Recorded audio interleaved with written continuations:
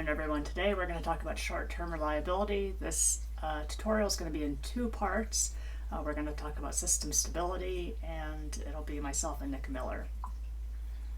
So this first slide is just acronyms and definitions for those of you who might need some reference material. We'll try not to use acronyms, but if we do, this is what they mean. So as we discussed in the first two webinars, we're talking about grid reliability in terms of different time scales. So in the first webinar, we talked about the long term, the years time frame, where we talked about resource adequacy and the need to meet demand for every moment of time during some planning period. And then we talked about the medium term reliability, that is system balancing, what a grid operator like the California ISO or your utility like the Public Service of New Mexico would do every day. And that's system balancing. That's being able to balance in real time your load against your generation. Today we're going to talk about system stability. So today's aspect of the changing resource mix differs from what we talked about previously, in that previously we were talking about wind and solar variability and uncertainty. Today, this is something completely different. Today, we're talking about the fact that wind, PV, batteries, fuel cells, flywheels, supercapacitors, a lot of new technologies are all connected to the grid through an inverter, through power electronics. They're not synchronous, rotating, spinning machines directly coupled to the grid. And that creates differences in how they interact with the grid that was designed for synchronous machines. So one thing to note is that the resource adequacy piece, the system balancing piece, and today's frequency stability piece all fundamentally have to do about the generation and load balance. And for practical purposes today, the frequency is the same across all of the interconnection. And these tutorials are focused on the Western interconnection, but it'd be the same across the Eastern interconnection if you're in the East, or in Texas if you're in ERCOT. So we are moving to a system that's dominated by inverter-based resources. We didn't do this on purpose. We were purposely moving to a system that provided cleaner energy. And it just so happened that these new technologies, wind and PV and batteries, are all connected to the system through an inverter. So again, that wasn't done on purpose, that just sort of happened. And these inverters create a different way of interacting with the system. So the conventional synchronous resources that you see here on the left, your steam turbines, your gas turbines, your hydro turbines, they provide inertia to the system, they provide grid strength to the system. And what we're increasingly moving to is an inverter-based resource system, where these new resources, they don't provide inertia, they don't provide grid strength. So I want you to think about the grid out there. They say that the grid is the world's biggest machine. And when they say that, what they mean is that all of these steam and gas and hydro turbines, they are all rotating in unison, and they are all coupled together and locked together by an electromagnetic flux. So they are electromagnetically locked and synced up. And that's really important. In contrast, what an inverter-based resource does is, instead of this electromagnetic flux linking it up and syncing this resource and its speed to all of the other generators that are out there, in contrast, an inverter-based resource has a phase-locked loop that basically reads, it senses the voltage and frequency of the grid, and then it essentially is a sensor in a computer, and it uses its computer to inject power to match that. So it's a very different way of interacting. It's basically sensing what's happening and then injecting the appropriate power. Okay, so the one thing about variability that we will mention in the short-term stability talk is the fact that when you've got variable resources like wind and solar, there's going to be moments in time where those resources may be very low or may be very high in output. So this is showing as an example Colorado, and this is from, in 2017, it's showing that they had 25% of their energy coming from wind and solar over the course of that year. But there were hours in that year when they had as little as 0 wind and solar output to as high as 71% instantaneous. Now, for the purposes of system stability, what we care about is this instantaneous penetration. We care about what's actually happening at any moment in time. You can take a snapshot of the grid, and the point of this is that grid has got to be able to recover if we had a contingency event, like if we lost a big generator or we lost a big transmission line. It needs to recover from that event and go back to normal operating conditions. And the thing is, this is Excel, a few years ago. What's going to happen in 2025 when they double that green line, more than double that green line? What do you think is going to happen to those blue dots? Those blue dots may get even higher, probably, and those instantaneous high penetration hours of inverters on the system can create issues.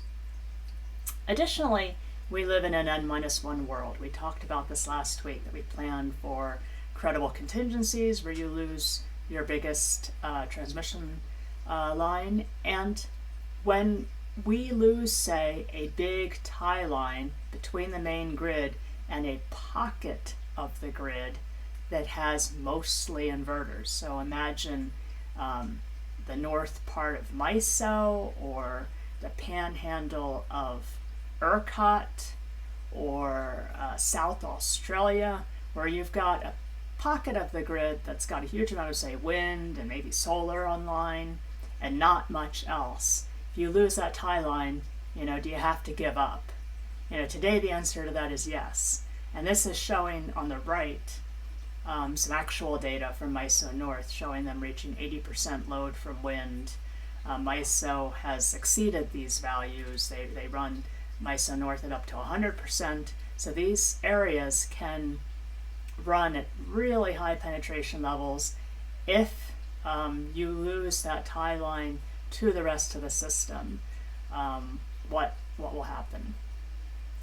Now, you may have seen this before. We've talked about stability having multiple pieces to it. We're not going to talk today about the way you would learn this classically in electrical engineering class, but rather we're going to focus in on those aspects of stability that pertain to the changing resource mix today, and where things are getting pressured or stressed.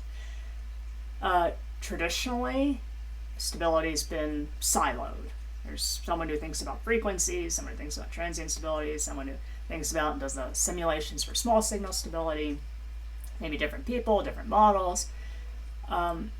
As we stress the system more, this stuff is all more interconnected. These pieces are not completely separate. And as we stress it more, as you get one of these under control, another one of these can come around and bite you in the butt. So these pieces all interact, and when you stress them, they interact even more.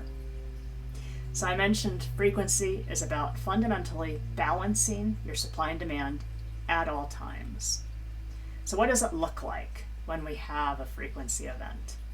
So this is a graphic from an LBNL report that we've revised a bit here for you. And what this is looking at is frequency humming along at 60 hertz. So imagine, for example, you're in the western US and you've got all these steam, gas, hydro turbines all spinning in unison at 60 hertz. And a generator trips offline at time equals 0. So the other generators that are still online are trying to make up for that lost generator by injecting a little bit more real power at that moment. And that's the inertial response. What they're doing is they're extracting the mechanical kinetic energy out of those spinning turbines, those big steam turbines, gas turbines. They've got a lot of rotational mass. So they're extracting some of that kinetic energy out of that, slowing them down a little bit to give them that little bit of boost of active power. And it's that slowing down of those mechanical rotating masses that causes system frequency to slow down, because system frequency is directly coupled to the frequency that this machinery is spinning at. So inertia helps slow down the fall of frequency, and you can see that by the slope of this line. The slope of this line, we call this rock-off, rate of change of frequency. Now, the deal is if you've got a lot of inertia on your system, frequency does not fall very fast. If you have a little bit of inertia on your system, frequency falls much faster. The next action that happens is fast frequency response. So most places in the US don't have this, only ERCOT has this product on the mainland. And fast frequency response is a really fast response. Typically, it's on the order of a second or less. And this is a really fast, autonomous action from resources that can provide the speed to help arrest that frequency drop. And this is something conventional resources, like your coal plant, your gas plant, they can't provide this. But wind, PV, batteries, controlled loads, they could provide this.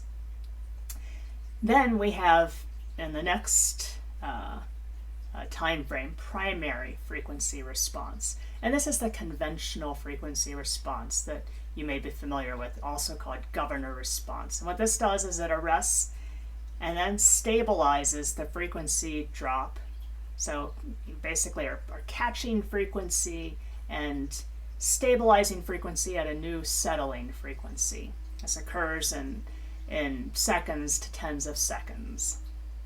And this is what you're used to from your coal and gas and hydro plants. Then we have, and I should point out for all of these that I just mentioned, this happens so fast, the operator doesn't have time to do these things. So the inertial response is a physical response from a machine. The primary and fast frequency response are responses because these generators sense frequency. When they see frequency drop, they increase their output. This next response, and all the responses that happen here on after, are responses that are signaled by the system operator. So secondary reserves on automatic generation control will restore frequency back up to nominal. So it's back when you get to nominal that you've fully restored that load generation balance. Now you also have tertiary reserves, and these are the reserves that you deploy. So the system operator would dispatch these guys up so that you can reset your primary and secondary reserves so they can go back down to a place where they have headroom to move up and be ready for the next event. So you may recall from the last presentation we talked about contingency reserves. It's these frequency response, these secondary reserves, these tertiary reserves, those are your contingency reserves. WEC has rules about how much of this primary and secondary piece we need to hold, how much needs to be spinning versus non-spinning. So how bad is bad? What do we care about in this frequency response? What we care about is this minimum, or the frequency nadir. And what we care about is that we don't want this to get so low that it hits our under frequency load shedding scheme. We've got these emergency schemes on the system that start kicking in WEC at 59.5 hertz. And what that does is there will be blocks of firm load that will automatically get blacked out. So we'll just drop blocks of firm load to try and, in an emergency, restore that balance of load against generation. We design for the trip of 2 Palo Verde nuclear units. So that's 2,750 megawatts. So what we design our system for is that if we've got those 2 Palo Verde nuclear units tripping offline, that frequency does not drop so low that it hits 59.5 hertz. That's how we design the system. This is what the responses look like from the different generators providing the different services. So the inertial response, again, that's the physics of the machine. So that's not any kind of control action. It's just physical behavior inherent in the synchronous machines. Okay, then we've got the fast frequency response in red, and that's on the order of a second. And then we've got the primary frequency response in blue, the secondary frequency response in green, tertiary here in orange. Another thing to note, with that inertial response, you see it goes negative. What's happening is you're extracting that kinetic energy out of the spinning, rotating mass, and then you got to put that kinetic energy back in. So you kind of got to pay it back in order to get those machines up to speed again.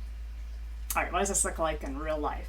So this is from Oahu, an island in Hawaii, and this is showing their largest contingency on that island, tripping here. And the first thing you'll note is that frequency falls pretty fast because there's not much inertia on the system. The reason there's not much inertia on the system is that there's a lot of wind and PV that have displaced synchronous spinning machines. So the wind and PV have essentially led to turning off, decommitting synchronous generation. So this frequency falls pretty fast rate of change of frequency. This red dot shows you where they lose their legacy rooftop PV. So what happened is they used to have an older interconnection standard for the rooftop solar, the IEEE 1547-2003 standard, that had a under frequency trip off setting of 59.3 hertz. And even though they've since changed that interconnection standard, they can't go back and retrofit these old rooftop solar installations because it would cost too much. So they've got something like 70 or 80 megawatts of this legacy PV that then trips offline and makes things worse. It acts like another generation loss. And then you can see frequency continues to fall, and we start running into these under frequency load shedding blocks. And the load shedding blocks occur at different frequencies. Again, this is an emergency control action. The operator doesn't have time to do this, so these are on under frequency relays. When frequency hits a certain level, they just automatically black out certain neighborhoods. And it used to be that they only had to shed maybe 1 or 2 of these blocks to restore frequency. Now they got to shed 3 or 4, maybe more blocks of load to restore frequency. Why is that? It's because they aren't as effective as they used to be, because now when you're shedding one of these, you're also shedding the generation that's embedded in that neighborhood. The rooftop solar, the distributed generation that's embedded in those blocks, you're shedding that as well. So each block is no longer as effective as it used to be. Thing to note is that this is a small island. Frequency is a big concern on islands, or in places like EirGrid, which is an islanded grid that's bigger than Oahu, but not as big as, say, the western or eastern interconnections. So frequency is less of a worry in a large western interconnection. All right, so NERC, FERC, and IEEE all have rules, standards that apply here. So NERC has their frequency response BAL 003 standard, basically requiring each balancing authority to hold some amount of frequency response service so that they can perform this function. How much do they need to hold? Well, NERC goes through and they basically go through the simulations that we just showed. They base it on design criteria for each interconnection. So in WEC, that's the loss of the 2 Palo Verde units, 2750 megawatts. And then make sure that they avoid that first step of under-frequency load shedding when frequency does fall. And then they take that total amount of frequency response needed for all of WEC and apportion it out to the different balancing authorities. Then FERC 842 states that all generators have to be capable of providing primary frequency response. So it doesn't matter if you're a large generator, small generator, a synchronous generator, an inverter-based resource, you've got to have the equipment to provide that. Now I want to be really clear, there's 4 things you need for frequency response. 1, you have to have the equipment, that's the capability. 2, you got to enable the controls, so you've got to turn on that feature. 3, you've got to be operating so you have headroom to actually move up and provide the response. And then 4, you've got to actually actuate and provide the response. FERC 842 only asks you to do number 1 here.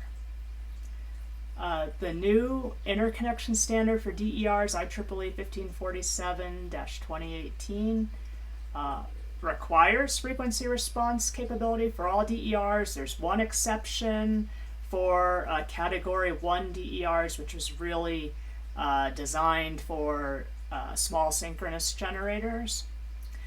And the other thing about IEEE 1547 is that it actually enables the default setting for those inverters is that it enables the frequency response capability. So it's number 1 here and number 2. It does not require, however, that you provide headroom.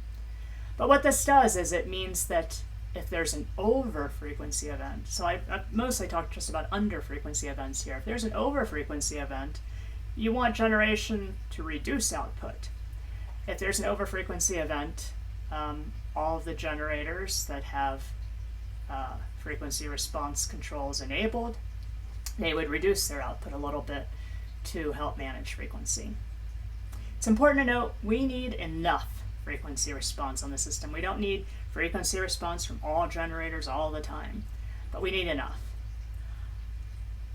Some of the things that are important here that really impact frequency response are inertia and the size of the contingency. So what this is showing, this is some work from John Undrill, showing that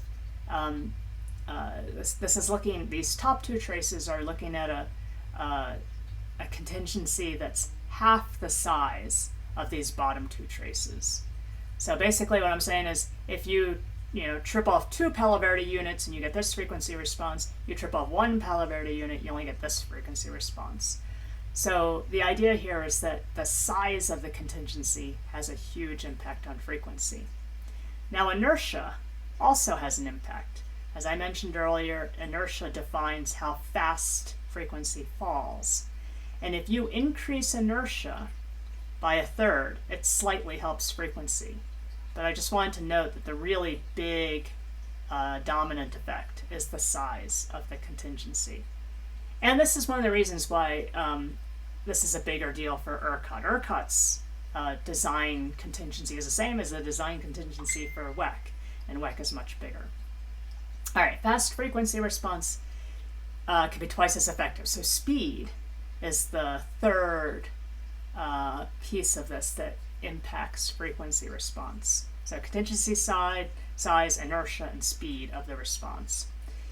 So what this is some simulations from ERCOT, and the gist of these simulations is that it's comparing a fast frequency response to a conventional frequency response under certain conditions of high wind in ERCOT, and it's showing that 1 megawatt of the fast stuff has the same effectiveness, the same arresting power as 2.35 megawatts of the conventional stuff. We'll note wind, PV, batteries, these can all provide fast responses. In addition to providing fast responses, they can also provide more aggressive responses. So they can provide very high magnitudes of response at a time. and that can be more valuable as well. ERCOT recently revised their frequency response services.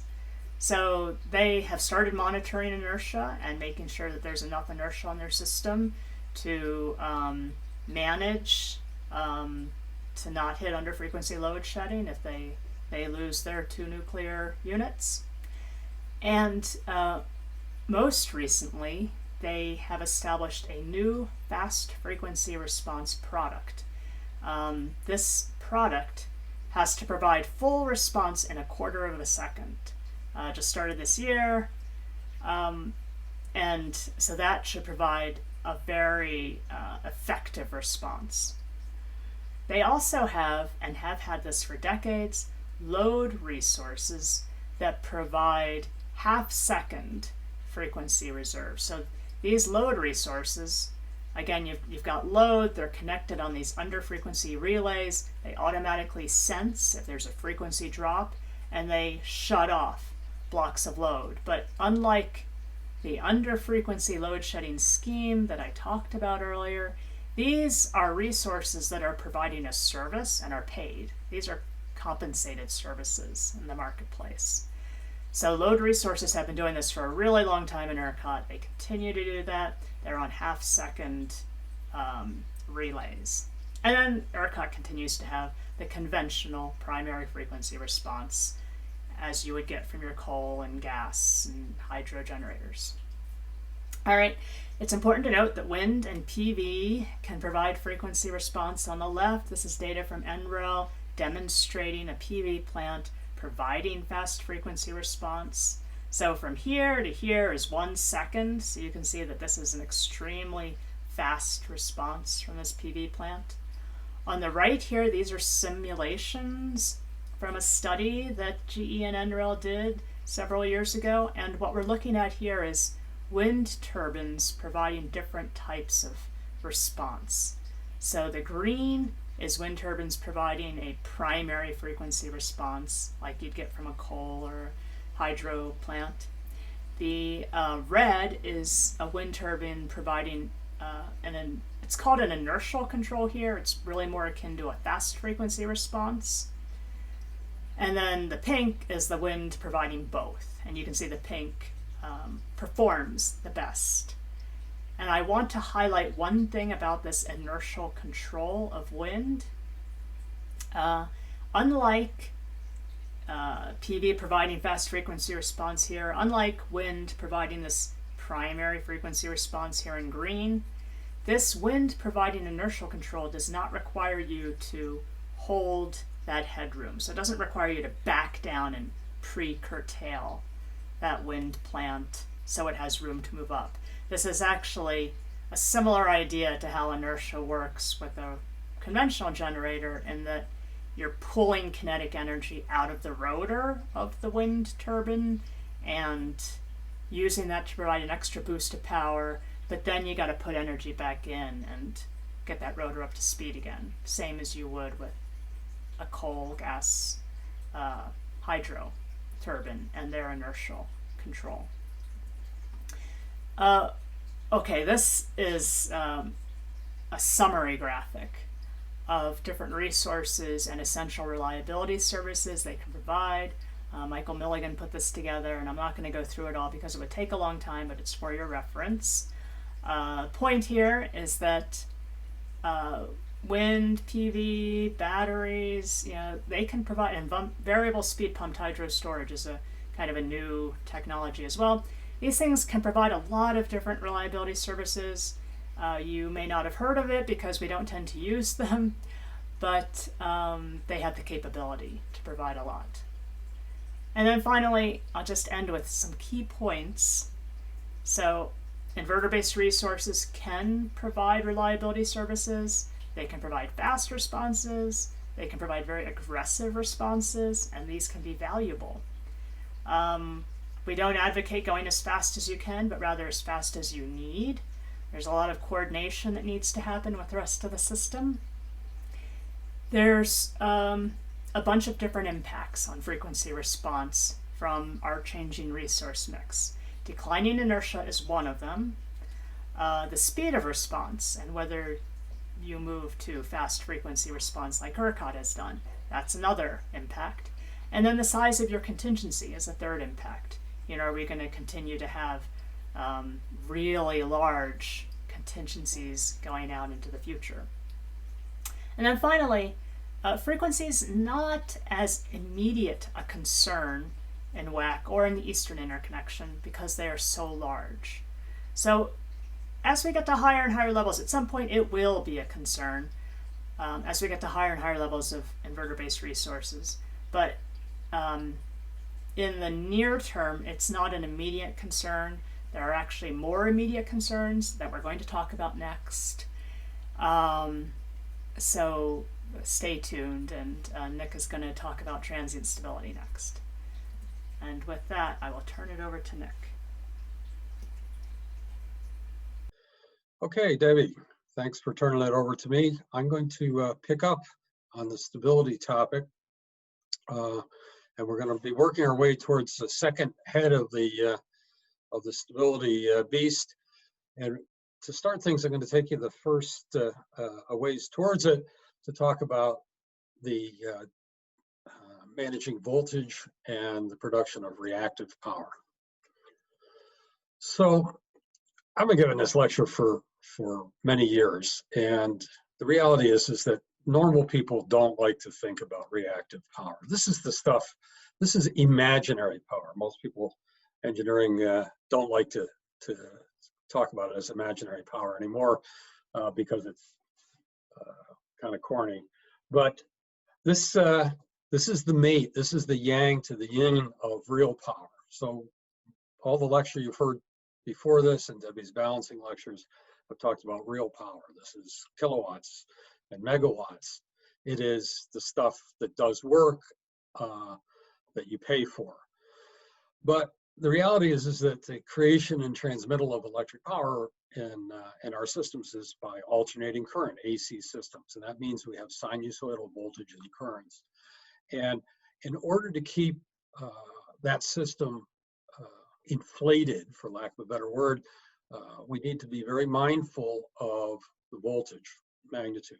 So we have AC currents that are sinusoids, and they travel in some phase relationship. That is how much the current and the voltage are lying on top of each other. And the part of the current that's on top of the voltage that is in phase with it is what does the work, is the active power. And the part that's out of phase is reactive power. And it is a necessary construct for maintaining the electromagnetic engine, this entire giant machine that Debbie referred to stably. So instead of being measured in watts, we measure in VARs, that's volt amp reactive. Generally, there isn't a market for this, although we do have different kinds of units. And it does use up part of the system. There's actual measurable current that goes with reactive power. So even though we refer to it as imaginary, it uses some infrastructure. So this is a visual cartoon that has been around for decades. It originates in National Grid in the UK.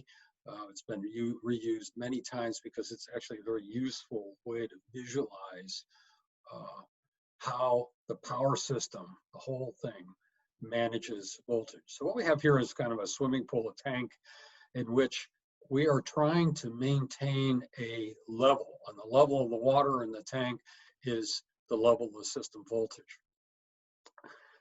And voltage is a locational thing. I'm going to say that multiple times, but locational aspect of voltage is very important.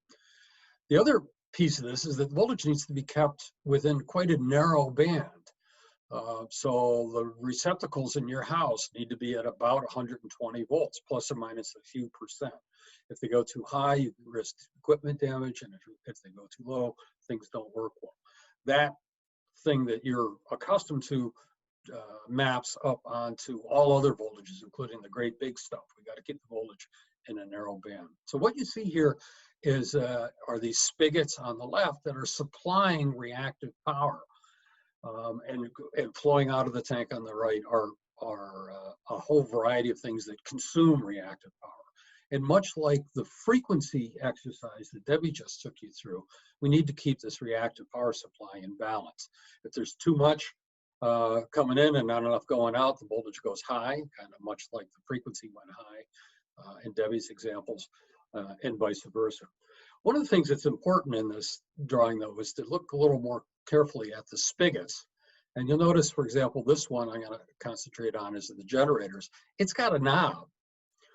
Generators, traditionally central station synchronous generators, but now all kinds of generators, wind, solar, and including the DER type generators, have the ability to control their supply of reactive power. That means that they can regulate voltage, and this is the in, and there's a mate to that over on this side, which is the out, so they can either supply or consume. You'll hear words like leading and lagging. I'm not going to go into that. Some other things are controllable, but many pieces of this are not. They consume or supply VARs. These are, you want to think of these as losses. These are reactive losses being pulled out of the system. When the system is heavily loaded, hot summer day, there's a lot of reactive power being consumed by the transmission lines, the transformers, and by the customers. Under light load conditions, some surprisingly and unintuitively, some of these pieces of equipment out there, particularly underground cables, produce reactive power, which can be a problem if there's more than one. So we have always had to deal with this, and there's a large body of expertise that is geared towards managing voltage. Traditionally, though, it was the synchronous generators, these guys here, that were doing all the work. And as we move forward, the world has to change. Now, one of the key elements, and this drives all sorts of practice and indeed some of the market aspects as well, is that active power, kilowatts, the stuff we pay for, travels well. So in a big power system like the Western United States, there are times when the megawatts are being created in the Pacific Northwest, say Washington State, and traveling 1,000 miles to where they're consumed in California. And there's other parallels across the Eastern Interconnection as the power flows into the megalopolis on the Eastern Seaboard, et cetera. Watts travel well. Not so reactive power. Reactive power is a homebody. It needs to be supplied where it's needed. And that drives all sorts of practice and technical limits. You can't push VARs more than a fraction of the distance that you can push watts. So when you need to keep the voltage healthy, you need to have a means to control the voltage somewhere in the electrical vicinity of that. And that is everywhere. So this is the old real estate paradigm: location, location, location, and it drives a lot of things. So let's go forward, and we'll look at what is a common misconception, and that is that inverter-based resources like wind and solar mess the voltage up. So I've been using this slide for 15 years. These are recordings taken back in the days when I was at GE. This has been published many times. You may even have seen this figure. It is the measurements of voltage at a rather large wind plant operating on the eastern edge of Colorado. And this blue line here, which has kind of got some hair on it, is the voltage over the space of about an hour of a day when the wind power was moving around quite a bit. So these curves here, the blue and the orange down below and the orange up above, are the variation in wind speed and wind power out of this plant. They're quite substantial over the course of this hour. But this line is the voltage as controlled by the wind plant at the point where it connects. It's a 230 kilovolt substation. This little bit of fur on here is 1/10 of 1% amplitude. Okay, these are real measurements. 1/10 of a percent variation is, in the eyes of a power system, perfect voltage regulation. So any notions that you might have had that you create voltage problems is because people aren't paying attention. to the technology capability of inverter-based resources. It's worth noting, as Debbie said earlier, that it is a statutory requirement. FERC and NERC require that wind plants and solar plants, utility scale plants, have the ability to regulate voltage. You cannot build a plant that can't do this kind of thing. It's a little more complicated with inverter-based distributed resources. Many have that capability, but it's not widely used and the practice is growing. Okay, so the ability to keep the voltage healthy where the power is being generated is innate. The way it accomplishes is a little bit different than from the synchronous machines. All right, so one piece of this puzzle that is very counterintuitive and represents an opportunity for the industry to do better is, again, harking back to the fundamental that these resources have an inverter between the source, the turbine, the solar panels, or the battery, and the grid. And it's the inverter that creates the reactive power and does the voltage control. Somewhat counterintuitively, it is possible to keep the inverter energized and creating reactive power, imaginary power, even when the resource isn't generating kilowatts. That is, when the wind is still, or when the sun has set, or when the battery is idle. It is still possible to generate reactive power and to control voltage. This figure on the right is a field test. It's on the order of 12 or 13 years old. This capability has been around. It is not a given. It is not statutorily required in most places, including North America. And sadly, there aren't very good market mechanisms to pay generators to provide voltage support when they aren't regulating, when they aren't generating electricity. So this is a capability. It isn't in as wide a spread use as it might be. There are instances, in fact, a fair number of instances in North America where wind plants have this capability. That was a requirement as part of their interconnection, and it avoided other infrastructure investment for managing voltage. So that was a real whirlwind view of voltage control, but there's a couple of key things in this new world that we're moving into. First and foremost, it's important to remember that these inverter-based resources, wind, photovoltaics, batteries, DERs, can regulate voltage and produce reactive power. It is a subnote that many of those are capable of doing it even when they aren't generating megawatts. So in off times, they can continue to contribute to the grid reliability. The next point is this location aspect, and that is you got to keep the voltage healthy everywhere. So where it's generated, where it's consumed, and everywhere in between. And the reality is that reactive power doesn't travel well. So you need to be mindful of where you are and deal with it. So keeping the voltage healthy is a real important piece leading into keeping the system transiently stable. So this is now another face of the stability beast. And I'm going to start with a very old cartoon from Ollie Elgar. This is from a textbook that is on the order of 50 years old. It's a great image, and I've repurposed it here because it really helps people understand kind of the basics of transient stability. So as Debbie said, the power system is this gigantic machine that needs to be kept running. And traditionally, all the power came from synchronous generators. And those things are represented in this cartoon by these blue spheres of different sizes.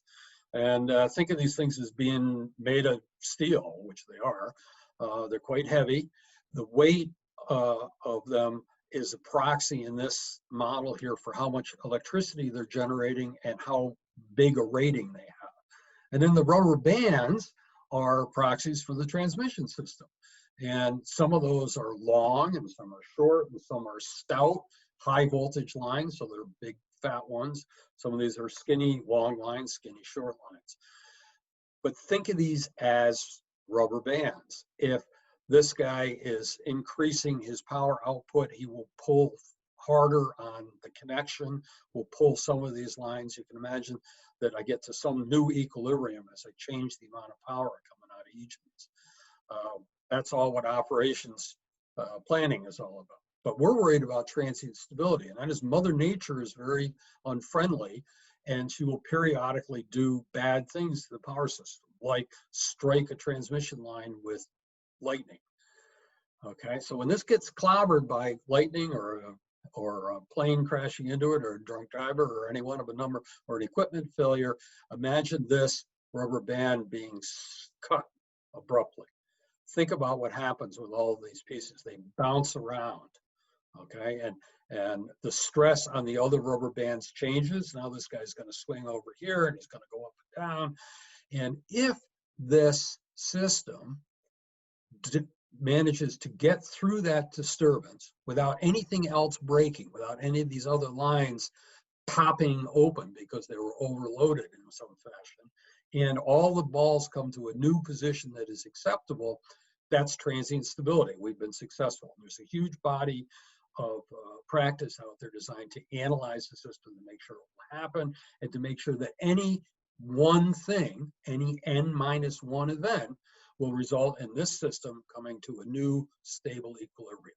It's really a very good mental model for understanding this. It's not perfect, as models are, but what's different now, actually before I go to what's different, is a reminder that that many power systems in the US, particularly the West and Texas, but also the Northeast and the corners of the Eastern Interconnection, Florida, MISO, especially as you get near the edges, are all stability constrained. WEC has always been stability constrained, and this is just a consciousness raising diagram from an event that occurred more than 20 years ago, where the system didn't get through that nasty event. It was something bigger than a single stroke, and it broke into pieces. And each of these colored spaces over here are the pieces that were left over from the Western Interconnection, breaking into 5 pieces. Under normal conditions, all 5 of these guys are together as a single synchronous group.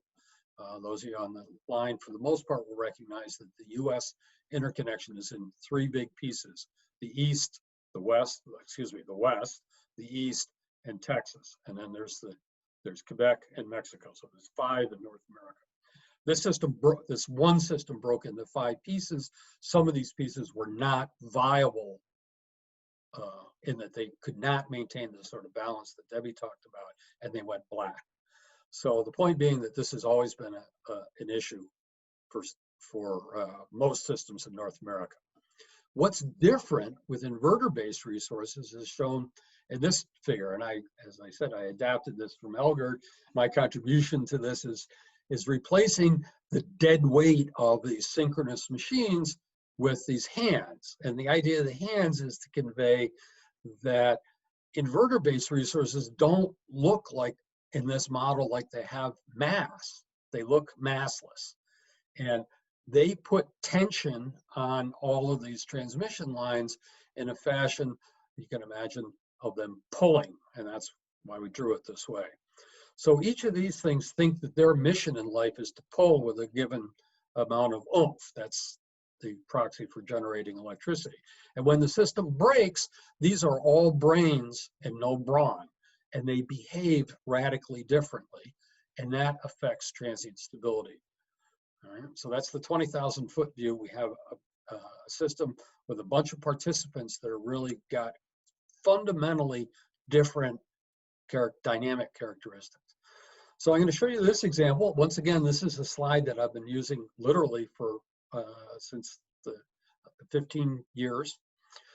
And what you have here are 2 pairs of simulations. So on the left over here, this is 2 different cases, actually involves that same wind plant that I had field measurements for. These are simulations, those were measurements. And the red line is, what if we had a traditional synchronous machine? It's actually a gas turbine model. And we put a fault, a lightning stroke, somewhere out on the grid fairly close to that power system that causes a deep voltage depression. You cannot push power through a deeply depressed voltage. It's not physically possible. So the power output of the plant is greatly depressed when the voltage is depressed by the lightning stroke. And in this particular case, about 160 milliseconds later, 10 cycles, the fault is cleared by a circuit breaker and the voltage can recover. During that disturbance, the synchronous machine has been having power, energy pumped into the rotating shaft from the turbine with no place to go. It can't go out into the grid. So the turbine wants to speed up. And what you see here is, and you can picture this as one of the balls in that rubber band cartoon, is it going boing. You can almost make the sound in your head, right? It overshoots and swings violently around for a couple things, and then it damps out. This is a successful case. It lived through it. It stressed the voltage during this swing here, so that's not quite where we want it. We want it back up to here at 100%. It only comes up to about 80%, and you see it swings around. So that's a successful case. We go over here, this is the same system, but I have a much more violent fault in that it is much longer. So here I have a disturbance that lasts 600-700 milliseconds. That's abnormal, but not unheard of. And when I clear the fault, when the circuit breaker finally opens, the machine is too far gone to be saved. And this is the rubber band snapping right there, and we've lost the gas turbine. The black line is my wind plant. It could be just as easily been a solar plant, all right? It can't push power into the disturbance either, and indeed it does a poorer job of holding the voltage up because it doesn't deliver quite so much current during the disturbance. But it doesn't care. It has not accumulated any energy that it's worried about, because remember, even though it's a wind turbine, it's not nailed to the grid. It's isolated by the inverter. So the return is actually very orderly. And over here, you can see it actually tolerates that disturbance and comes back quite nicely. So in many regards, particularly for exporting lots of power from remote places, synchronous machines actually are inverter-based resources are better mannered. That raises a economic and a technical risk that the industry is still learning its way through. So what you have here now is another example, and I want to say this real strongly, it's built on the previous case. Because the stability limits are higher, that's good, right? We can use the transmission more, existing infrastructure better, we can put more power through it, that's economically beneficial for everybody. And we will tend to do that. But now, we can't push it forever, that's intuitively obvious. And this is a case, these are simulations done under work that was funded by DOE through NREL that did more recently. I did back in the days when I was at GE again. And this is 3 cases where we have built some future with a ton of new wind plants in the windy eastern reaches of Wyoming and Colorado and Montana, and are displacing some of the fossil generation in that region that normally exports westward towards the population centers. And what you see on this case, this particular plot, is 3 cases of different levels of stress. So the blue trace is a moderate level of stress, that is a moderate amount of wind being pushed out. This is a bit higher, and you see the system is a little bit worse. And then we push it a little bit more, and it breaks. So there's a couple things to learn from this that are consciousness, or at least technical concern for all of us. And that is the difference between these 3 cases is moderate. They're all pretty stressed. And we've gone from here to here to here with very little of the traditional metrics that would say we're close to the brink. A lot of power system engineering and practice and operating is looking for signals and making measurements and calculating that you're not too close to the edge. This is a case where the edge didn't give us much warning. So we went, okay, okay, okay, off. That's scary. That's the first part that's scary. The second part is that notice the time frame here. This is about 50 milliseconds. The system fails during the fault. This is more than an order of magnitude faster than the mode of failure of this slide. Right? This took a whole second. This is taking a fraction of a second. So we've got some fundamentally different physics, some fundamentally different behavior of the devices, and we're still, to some appreciable extent as an industry, using tools that are geared towards this red line and not the black line, not this. We're getting better. People throughout the industry, particularly in the West and in Texas, really have stepped up. The tools are getting better, the understanding is getting better, and indeed, there are fixes for this. So I don't want to leave you with the thought that, oh, the system's going to go black. In this particular case, this stability limit was mitigated by using better wind plant controls that were commercially available and designed for this particular class of problems, exporting systems where the grid was highly stressed. Another thing we did that is of considerable interest to the industry is this is an area that's got lots of coal plants, some of which are probably not economically viable in the long run. And we took the opportunity to convert three in this case, of those older coal plants into synchronous condensers, which is to say we threw away the turbines and kept the generators to run as condensers.